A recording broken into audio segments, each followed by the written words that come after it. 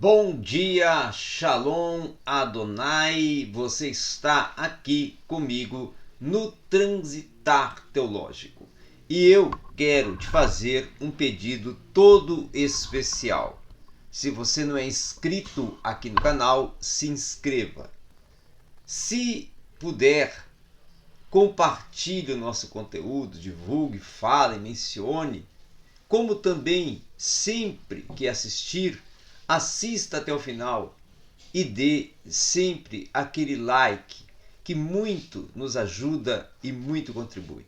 Vamos então falar um pouco sobre o cristianismo no Oriente. Vamos trabalhar um tema histórico da igreja, história do cristianismo, trabalhando esse transcurso histórico de como surge, cresce, desenvolve historicamente o cristianismo no Oriente. Certo? Muito bem.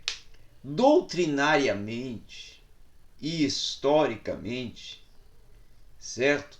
Nós vamos ver que esse desenvolvimento histórico, esse transcurso histórico do cristianismo no Oriente, principalmente olhando as questões de desenvolvimento, de expansão, elas vão iniciar a partir de uma construção do dogma cristológico e também de uma rejeição da heresia dualista após a grande luta, a rejeição da iconoclastia, tá? Então, em termos de números de cristãos, de crescimento, houveram enormes perdas, devidas até à expansão que ocorreu do islamismo, tá? Compensadas até de certa forma pela obra missionária dos ortodoxos entre os búlgaros, os eslavos e especialmente os russos, e também pelas igrejas orientais separadas do Extremo Oriente.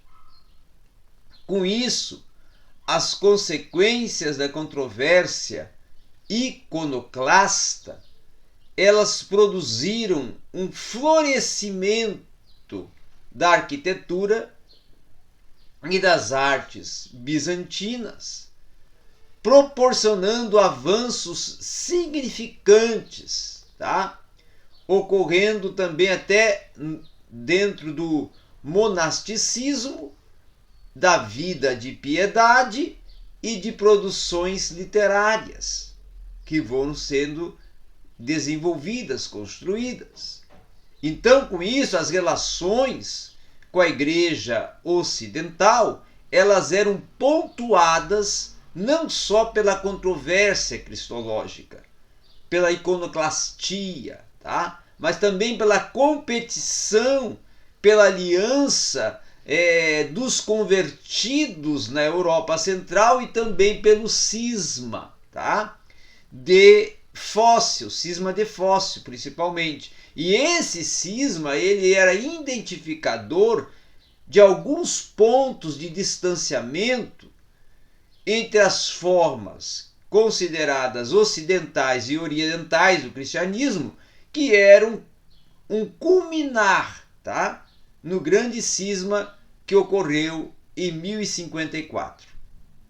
Agora, sem dúvida, o principal acontecimento dessas abrangentes consequências, não só para o cristianismo oriental, mas finalmente para todos eles, foi o surgimento do islamismo. Então, os acontecimentos da igreja ocidental, até a serem examinados dentro de um contexto do próximo capítulo que nós vamos tratar, dos assuntos que vamos trabalhar, fizeram um nítido contraste com a situação que nós encontramos dentro do Oriente. E aí, agora que nós vamos adentrar já o assunto propriamente dito, no aspecto mais abrangente e estrito, vamos ver então como que vai ocorrer e desenvolver o período de Heráclito e a controvérsia monotelita, tá? Então, assim como os anos 400 a 600, tá? Eles foram na Europa Ocidental, os anos 600 a 800, uma época de invasão e assentamento bárbaros no Oriente. Os eslavos indo-europeus e os mongóis ávaros, tá? E também os búlgaros sobrepujaram os Balcãs. Além do mais, os persas invadiram o Egito, a Síria e a Ásia Menor. Tá? Então, para enfrentar essa crise, surgiu um grande imperador chamado de Heráclio. Isso em 610 a 641 a.C., tá? E ele então foi o responsável por conquistar vitórias militares sobre os persas em 628 a 629, porém uma longa ameaça mais séria viria dos árabes. Então, na frente teológica, o imperador Heráclito ele empreendeu novamente a tarefa de reconciliar os cristãos, separados até do Oriente, com a aversão bizantina de ortodoxia. Assim como os outros imperadores, eles estavam preocupados em preservar o quê? A autoridade de Calcedônia, porque a mesma era representante de uma preservação de uma autoridade que era proeminente e havia até sido responsável por arquitetar a lei canônica da igreja. Então o objetivo de Heráclio era o quê? Era preservar a doutrina das duas naturezas, tá? De Cristo, mas também encontrar a unidade de Jesus Cristo em algum outro aspecto além do humano. Lá pelo sétimo século, as linhas já haviam sido endurecidas a ponto de a teologia não ser o verdadeiro problema dessa separação dos hemofisitas, tá? Mas seria sim um cínico dizer que a teologia ela não teria sido importante. Então Sérgio, patriarca de Constantinopla, isso em 610 até 638, ele era o responsável por defender a fórmula funcionamento ou atividade, denominada de uma energia, empregando uma linguagem que se encontrava em Cirilo, que era um pseudo de Dionísio e Severo, que para representar essa unidade na natureza, ou melhor, das duas naturezas em Jesus Cristo. Tá? E com isso, Sofrônio, um monge palestino, que em 634 se torna patriarca de Jerusalém, ele vai se opor à fórmula dizendo que o monomergismo, tá, era uma renascença dissimulada no monofisismo e explicava um agente funcional que realizava duas operações segundo a natureza apropriada.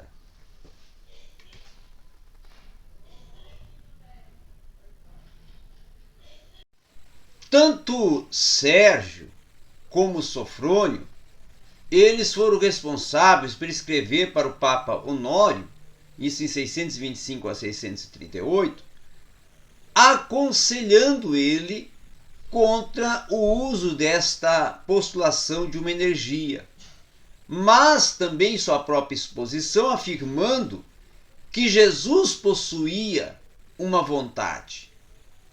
E Honório, presumivelmente, ele vai expor uma afirmação que Jesus possuía uma vontade e vai falar concretamente, vai expor concretamente sobre o ato de desejar, não teoricamente, as volições que haviam em Jesus, como também a sua sugestão tomada por Sérgio em um sentido até teórico.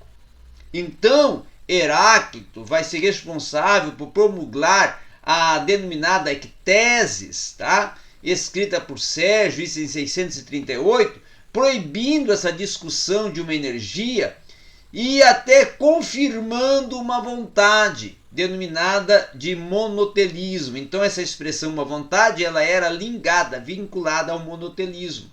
Então o último em uma série de compromissos, o enódico e o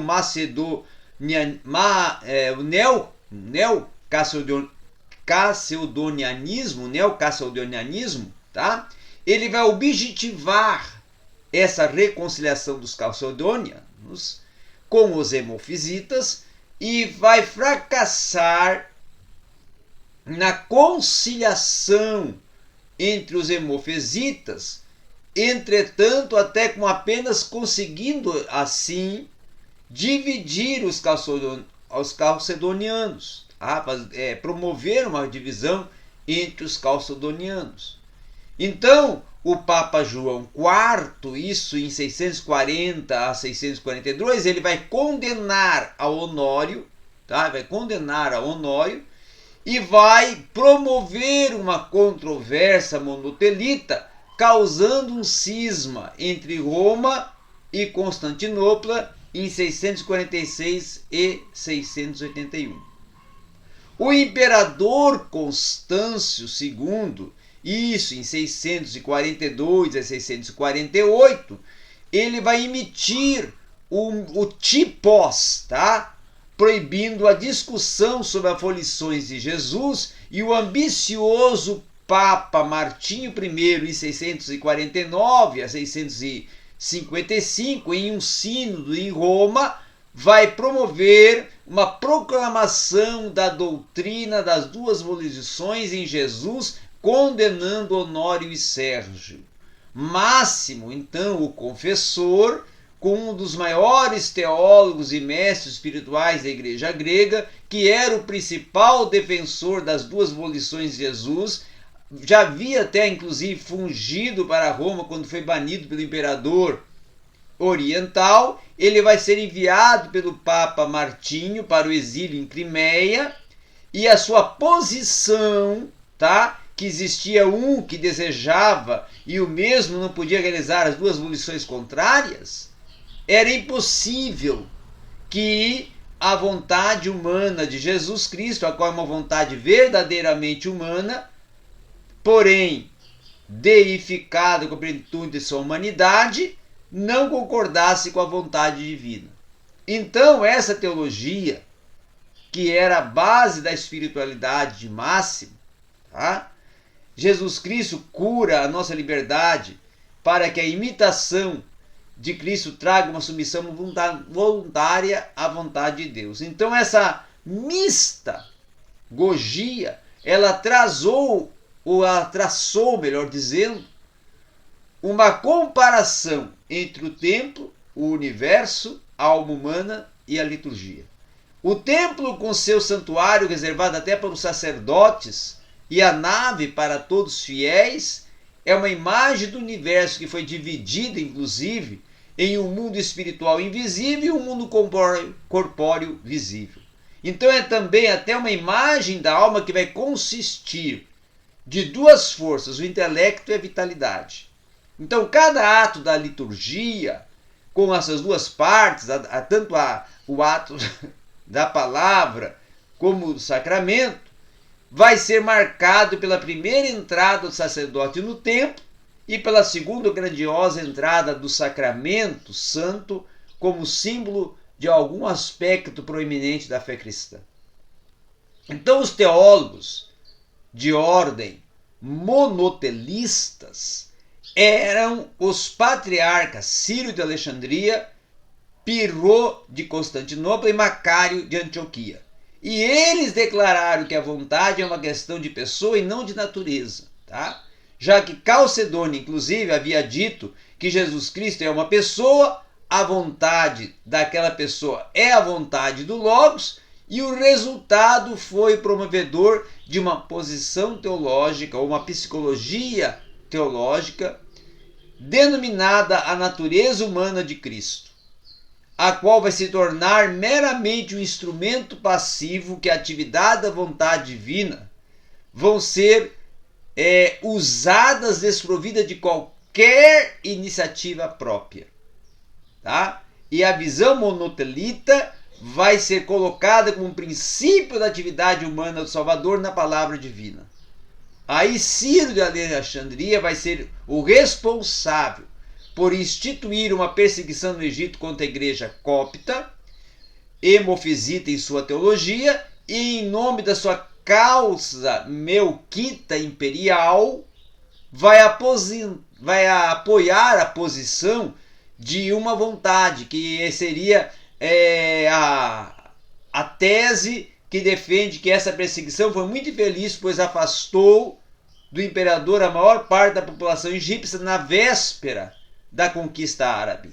Então o imperador Constantino, ou melhor, o imperador Constantino IV, ele vai tentar remediar as relações tensas entre Roma e Constantinopla, e o Islã a seguir vai procurar ocupar completamente as províncias orientais, as quais ele parecia ter até tentado fazer um apaziguar, tá, de Roma com os denominados enofisitas. Então ele vai convocar o sexto concílio ecumênico, o imperador Constantino IV, isso em Constantinopla III, em 688, ou melhor, em 680, 681, e vai chamar o primeiro concílio trulano, porque a assembleia vai ser no pavilhão de Trulo, tá? E aí o Papa Ágato, que era o novo leão por trás das decisões de concílios, e Máximo, que fornecia as bases teológicas, vão se unir. E os monotelistas, que estavam dispostos a dizer, no lugar de uma vontade ou uma energia, uma vontade hipostática e uma energia teântrica, divina-humana, eles vão trabalhar com essa teoria, dizendo que seria essa uma boa teologia no reinado principalmente de Justiniano, mas também não vai ser aceita por aqueles comprometidos com a linguagem das duas vontades, porque a teologia de Constantinopla III foi outra vitória de cunho romana. Então o concílio vai condenar Sérgio, Ciro, Pirro, Macário e Honório, e o mesmo vai preservar a unidade em Jesus Cristo, afirmando de que a vontade humana se submeteu à vontade do Logos. Então os 4 concílios cristológicos, eles podem ser interpretados como a representação do movimento de um pêndulo entre as ênfases da escola de Alexandria, a unidade de Cristo, a de Antioquia, a dualidade de Cristo, uma ênfase da Alexandrina em Éfeso, tá? Que seria a que está com o mesmo sentido da Antioquia, a dualidade de Cristo, e a Antioquina em Calcedônia, que foi ocorrida em 451, e a Alexandrina novamente em Constantinopla II, em 553. E a Antioquina outra vez reafirmada em 400 ou melhor, em Constantinopla em 681. Então os católicos romanos têm defendido a ortodoxia de Honório com diversas explicações, que ele usou uma vontade e um sentido moral e não físico, que a opinião dele era privada e não exposta a ex-cátedra, tá? E o concílio estava errado em atribuir a ele um ponto de vista de outros condenados, e por causa do descuido dessa linguagem, ele foi condenado juntamente com os outros.